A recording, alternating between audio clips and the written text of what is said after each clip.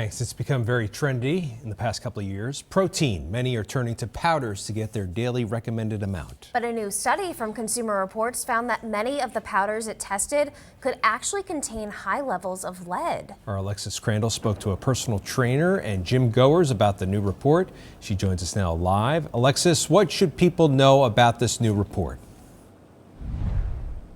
Well, Brian and Liz, this new study from Consumer Reports tested 23 of the most popular protein powders and shakes. Over 2/3 of them had concerning amounts of lead in them, some more than 10 times the daily recommended amount.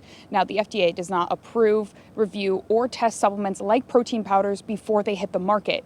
People we spoke with today said this study is alarming, especially with how trendy and viral protein has become.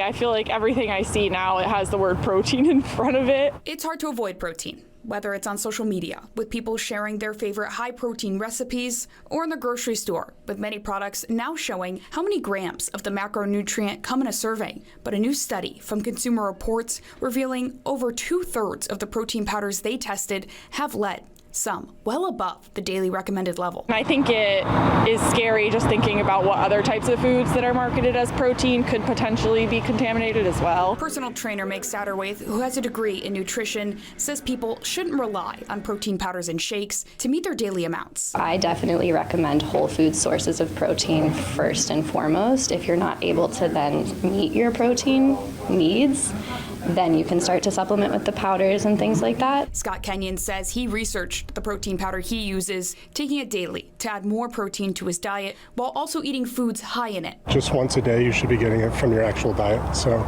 just in the mornings with a shake with some other stuff. Satterthwaite says it can be overwhelming to figure out how much protein you actually need. But for the average person, she says 100 grams is plenty. I would say if you can, try to get 100 grams of protein a day. Just like simple round number. And then from there, you can start to focus on, like, depending on what your needs are. If you're trying to increase your muscle build, if you're like pushing it at the gym a little bit more, you might want to start to veer up into that like gram of protein matching your pound per body weight, so you can tailor that to your needs. Now, Consumer Reports says many of the protein powders they tested are still safe to consume occasionally. Even the ones with the highest amounts of lead still fall well below where they would cause immediate harm.